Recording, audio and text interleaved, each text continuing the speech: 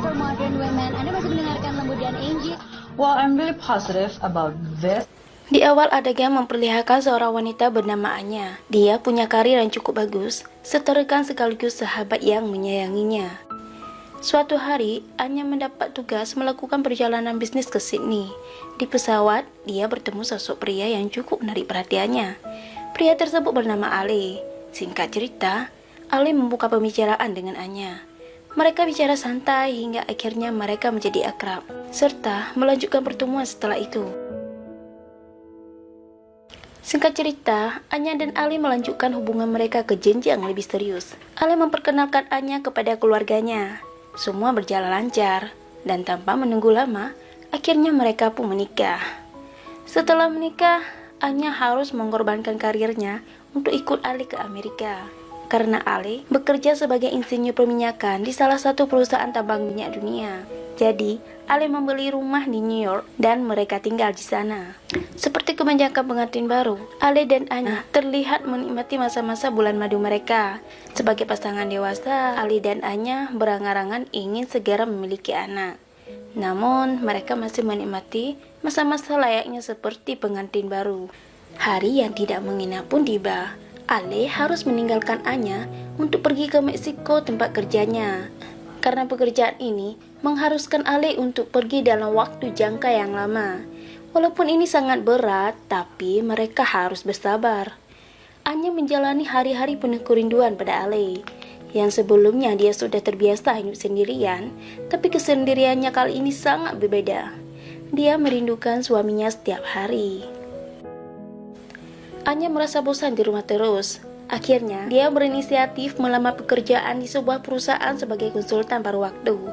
Dengan pengalaman karirnya, dia diterima.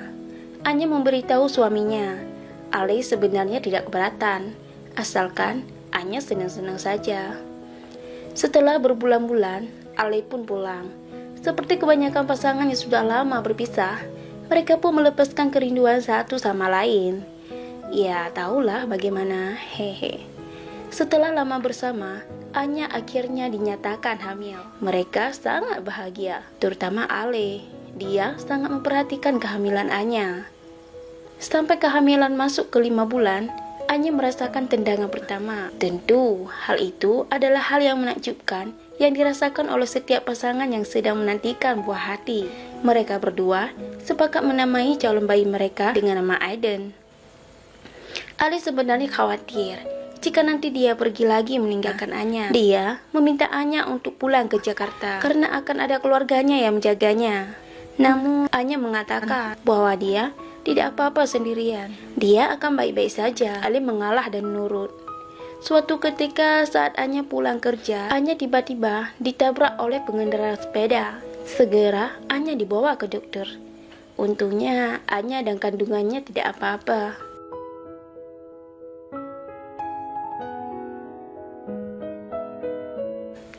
Kali ini Ale bersikeras ingin Anya pulang ke Jakarta. Anya berkali-kali mengatakan bahwa dia akan baik-baik saja. Dia sudah nyaman dengan kota New York. Akhirnya mereka pun cekcok. Setelah membiarkan Anya pulang duluan, Ale pun menelpon perusahaannya untuk meminta dipindah tugaskan ke cabang perusahaan di Pulau Jawa. Permintaannya dikabul. Segera dia pulang menemui Anya. Lagi-lagi Anya mengatakan bahwa dia sangat menyukai kota ini. Dia tidak apa-apa tinggal di sini. Namun saat mendengar Ali dipindahkan ke Indonesia, Anya pun tidak punya pilihan lain. Mungkin saja dalam hati, kenapa nggak dari awal saja kita tinggal di Indonesia? Kenapa harus capek-capek pindah ke sini jika begitu mudahnya bisa pindah? Tapi Anya memendam pertanyaan itu untuk dirinya sendiri agar terhindar dari pertengkaran. Akhirnya mereka pindah ke Jakarta.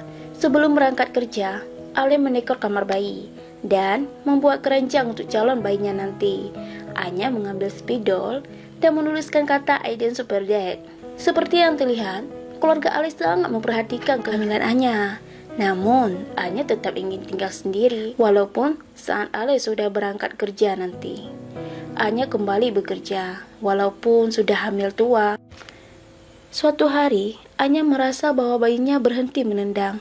Jadi, dia menelpon Ale supaya bisa diajak ngomong dengan jaban bayinya itu. Akhirnya gerakan bayi terasa normal kembali. Namun, ternyata itu hanya sesaat. Janinnya kembali terdiam dalam waktu yang lama. Hingga Anya mulai merasa khawatir dan segera menelpon saudara kandung Ale agar mau mengantarnya ke dokter. Serta segera Ale pun diberitahu. Ternyata hal yang tak diinginkan belum terjadi. Bayi dalam kandungan sudah meninggal dunia karena tali pusar yang tersimpul sehingga menghambat oksigen dan zat makanan masuk ke dalam tubuh bayi. Akhirnya dengan berat hati, mereka harus menerima kenyataan ini. Setelah diinduksi, Anya pun melahirkan bayinya yang sudah tidak menangis sama sekali. Anya sesaat menggendong bayinya yang sangat kecil. Dia mencium tangan bayinya yang terbujur kaku. Sedih banget di sini, guys. Dengan berat hati, mereka berdua melepaskan bayinya untuk dibawakan oleh suster. Setelah pemakaman, Ale pulang menemui istrinya. Dia melihat istrinya menangis di kamar bayi. Anya menjalani masa persalinannya dengan berat, dengan tubuhnya yang tidak nyaman karena mengeluarkan ASI, sehingga dia harus memompa payudaranya agar tidak bengkak. Sementara Ale menghabiskan hari-harinya di rumah orang tuanya. Tega banget ya jadi suami. Setelah masa persalinan berakhir, Anya memutuskan kembali bekerja. Teman-temannya menguatkannya. Hubungan Ale dan Anya pun tidak seperti dulu lagi. Mereka tampak seperti orang asing. Mereka makan satu meja dengan perasaan canggung. Ale kemudian bertanya bagaimana kabar Anya dan tentang pekerjaannya. Anya pun menjawab dengan santai. Lalu sampailah dia bercerita bahwa temannya yang bernama Agnes sedang merayakan hari-hari menyambut calon bayi dengan suaminya. Lalu Ale pun berkata, seandainya saja kamu tidak sibuk bekerja, mungkin saat ini Aiden masih ada. Spontan Anya pun merasa sangat sedih dengan kata-kata Ale itu. Dan Ale menyesali kata-katanya dan mencoba meminta maaf. Namun Anya terlanjur sakit hati. Anya pun masuk ke kamar bayinya dan lagi-lagi menangis. Ale kembali bekerja, namun dia bekerja dengan hati yang kacau. Otomatis kinerja kerjanya pun menurun. Bosnya memberi Ale cuti selama 2 bulan sebab mengetahui bahwa Ale tidak bisa fokus karena baru saja kehilangan bayinya. Dan seharusnya sekarang dia bersama istrinya di rumah. Mungkin saja saat ini istrinya lebih membutuhkannya. Ibu mertua datang mengunjungi karena mengetahui Anya masih sedih. Ibu menyuruh pembantu rumah tangga agar bekerja di rumah Anya. Setidaknya Anya tidak sendirian lagi. Ale pun pulang dengan niat ingin memperbaiki hubungannya dengan Anya. Namun, karena masih sakit hati dengan kata-kata Ale waktu itu, Anya masih tidak mengindah keberadaan Ale. Ale pun menceritakan perihal rumah tangganya kepada adik perempuannya. Adiknya menasihati agar Ale segera memperbaiki komunikasi dengan Anya dan jangan sampai mereka berpisah. Karena percikan awal dari perceraian adalah tidak adanya komunikasi yang tepat. Anya mendapat tawaran dipindahkan ke cabang perusahaannya di Melbourne. Dia belum mengambil keputusan. Suatu hari, diadakan acara kumpul-kumpul keluarga. Ale dan Anya turut hadir di acara tersebut. Di sela-sela itu, Ale mencoba merangkul bahu Anya. Namun, Anya menghindar. Dari belakang, ayah Ale memperhatikan dan beliau sepertinya mengerti apa yang sedang terjadi pada mereka. Ayah mengajak Ale jalan-jalan ke villa, sekalian mereka akan mengunjungi makam Aiden. Sementara Anya dimintai oleh ibu untuk menemaninya belanja. Dalam perjalanan, ayah bertanya perihal yang dialami rumah tangga anaknya. Ale pun bercerita bahwa Anya masih marah karena perkataannya. Jika seandainya dia tidak sibuk bekerja, mungkin saat ini Aiden masih ada. Ayah pun mengerti dengan kondisi yang dialami oleh Anya dan Ale. Sementara di sisi lain, ibu berbicara dengan Anya. Ibu pun memberi nasihat kepada Anya bahwa tidaklah mudah menjadi seorang istri yang sempurna. Bukan salah Anya jika Aiden meninggal. Ibu pun bercerita bahwa dulunya sebelum Ale lahir, dirinya sempat hamil. Saat itu dirinya dan ayah Ale sangat merasa bahagia. Namun mungkin belum rezeki. Akhirnya ibu mengalami keguguran. Di saat bersamaan, ayah juga menceritakan hal yang sama, bahwa setelah kehilangan bayinya, ayah menyembunyikan kesedihannya dengan sering pergi dari rumah. Lalu saat itu ayah pun sadar bahwa hal itu justru membuat ibu semakin sedih. Akhirnya, ayah kembali memperbaiki hubungannya dengan ibu dan bersama-sama melanjutkan hidup. Setelah menaburi bunga di kuburan Aiden, Ale bertanya pada penjaga makam, apakah istrinya sering datang ke makam Aiden? Si penjaga makam bertanya, istri Anda yang mana ya? Lalu Ale memperlihatkan fotonya. Penjaga makam menjawab bahwa dia tidak pernah melihat istrinya. Dalam sebuah pertemuan, Agnes menceritakan hal-hal yang menyenangkan tentang kehamilannya, tentang pemilihan nama calon bayi, serta perlakuan suaminya yang romantis terhadapnya. Anya hanya bisa terdiam, karena dia tahu betul bagaimana perasaan itu. Anya pun tidak bisa menahan air mata, langsung air matanya pun tumpah. Teman-teman mencoba menguatkannya. Anya pun berkata bahwa saat ini dia sangat merindukan bayinya, dan Ale akhir-akhir ini mencoba memperbaiki hubungan dengannya. Tapi dia belum bisa memaafkan. Anya masih sangat sakit hati. Suatu malam, Anya bekerja sama dengan anggota keluarga Ale untuk membuat kejutan ulang tahun untuk Ale.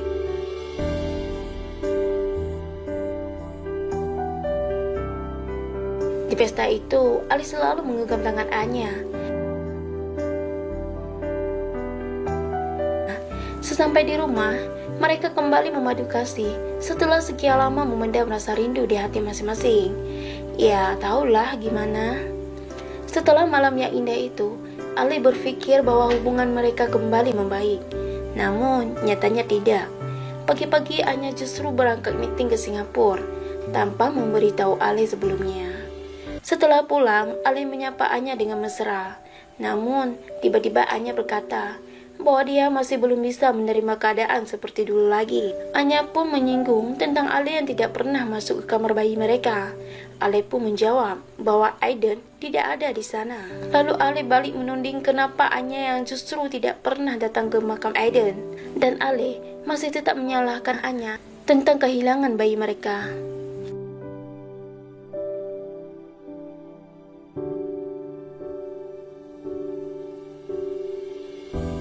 Anya semakin yakin dengan keputusannya untuk menerima tawaran dipindahkan ke Melbourne. Ale akhirnya mengetahui hal itu. Ale mencoba menyusul dan menelpon Anya, namun tidak diangkat. Setelah menyusul ke kantor, Anya tidak ada di sana. Lalu dia bertemu Doni dan mengatakan bahwa Anya hanya mencintainya. Seharusnya dia mengetahui hal itu. Dalam perjalanan, Ali menyadari kesalahannya. Karena sebelumnya dia sudah berjanji bahwa dia tidak akan menyakiti Anya dalam keadaan apapun. Namun nyatanya dia telah melakukannya. Karena tidak fokus, mobil terpeleset dan akhirnya dia ditabrak oleh mobil lain. Sementara itu, Anya mendapat telepon bahwa Ali kecelakaan. Dia segera membalikkan arah dan menuju rumah sakit. Semua tampak cemas. Ketika sedang menunggu Ali dioperasi, adik Ali yang bernama Rio menawari minuman. Dia bercerita bahwa dia akan segera melamar pacarnya. Rio berkata, jika seandainya dia bisa mencintai pacarnya seperti Ali mencintai Anya, dia tidak akan mengkhawatirkan apapun.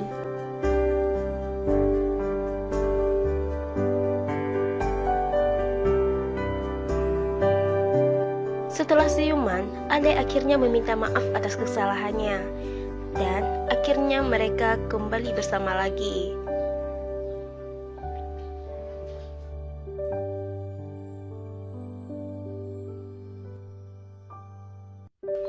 Setelah sembuh, Ale mengajak Anya ke makam Aiden. Dan Anya menemani Ale masuk ke kamar bayi mereka agar mereka bisa menyembuhkan luka masing-masing karena kehilangan Aiden.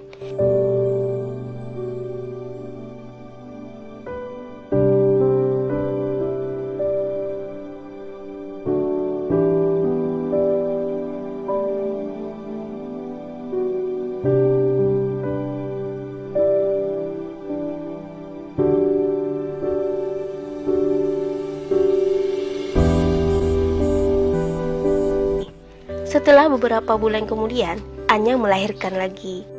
Anak tersebut disambut hangat oleh seluruh anggota keluarga. Setelah 8 tahun berlalu, mereka mengadakan pesta ulang tahun anak mereka. Semuanya tampak bahagia, dan film pun berakhir.